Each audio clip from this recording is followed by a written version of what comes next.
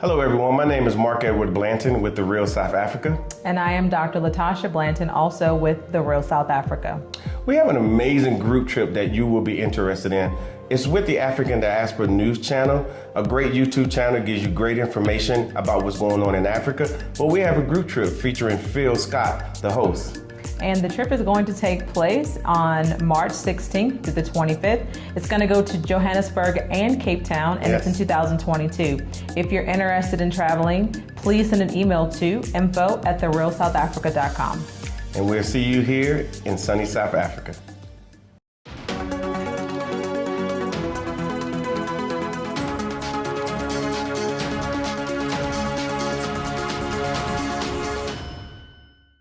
Hello fam, welcome back to the African Diaspora News Channel. I'm Wongel Zelalem bringing you this report. You might remember this couple, the Austins. We talked about them a few months ago. Paul and his wife Tenisha Austin felt like they captured a slice of the American dream in 2016 when they purchased their first home together, this original Marin City pole home. But it wasn't without challenges. As soon as like a house came on the market, you go in, you put your bid in, and then you get outbid it by like 100,000 or more rather quickly. And that can be, a little bit depressing. They bought the home off market from another black family hoping to make homeownership a reality for a young black couple. After moving into the home built in the 1960s, the Austins staged major renovations, adding an entire floor and more than 1,000 square feet of space, along with a deck, new floors, a fireplace, and new appliances. Then they got it appraised. I read the appraisal. I looked at the number. I was like, this is unbelievable. The family tells me the appraiser was an older white woman, and they're convinced race was a factor. The home appraised for $989,000, just $100,000 more than the Austins got it appraised for before they started the work, despite $400,000 in renovations. It was like, it was a slap in the face. The Austins immediately called their lender and pushed back. After a month of escalating their complaints, they were approved for a second appraisal. When the date came, they got creative. We had a conversation with one of our white friends, and she is like, no problem, I'll be Tenisha. I'll bring over some pictures of my family. She made our home look like it belonged to her. And it worked. So it appraised for 1.482. Yeah. Which was 50% more than what it appraised for by a couple weeks prior. Well, now they're suing the white lady that came to check out their house and lowballed them. But they were smart.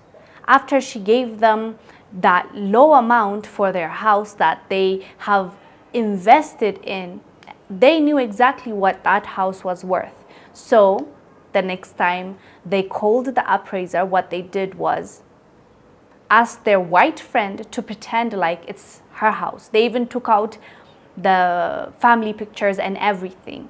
Once she came in, now the price went up. Imagine, the only difference between these two houses were the owners. The first time around, it was the black couple. The second time around, it was a white lady. The difference is not a small difference. It was $500,000 difference. They were told $995,000. But the white lady, their friend, hers is different. It was $1,482,000 for her. This is just unjust, unfair, and criminal. And we agree with them. They need to go ahead and sue her. There's no question about it. This can be a lesson that people need to learn. They should not continue doing this because this is not right. And these are not the first couple. I did a report on another person a few months ago as well. That person did the exact same thing and they were given a different amount. So well done to them. Let them go, see how it goes. They're asking for a jury, which is also a great thing because it's probably going to be a public trial. We get to see what's going to happen, how it's going to unfold. And, people need to learn their lessons. This is not fair. We're talking about the value of the house. We're not, why are we basing it on the color of the person's skin? Why does it go down when they're black people? Why does it go up when it's a white lady? This needs to be discussed, and I'm glad they're taking it to court so that other people don't have to go through the same thing that they went through. At least they were smart enough to question the system. Other people probably just took the money they were given and just lost money over their hard-earned money. They spent all that amount. They literally spent $400,000 just, you know, renovating the place. And the lady just decides to give them $900,000 is enough. Why? Because they're a black couple. This is, I don't know what else to call it other than racism. Anyways, guys, let us know down below what your thoughts are about this topic. I'm Wongel Zelalem. I'll see you on the next one. Bye. Living in America as a black person, you recognize there is one set of laws for you and one set of laws for those, especially in the white community. In our book, Passive Aggressive Racism in the System of White Supremacy, I take you through times in my life when I first started noticing white supremacy. We teach you how to recognize it, identify it, and also counter it in our book.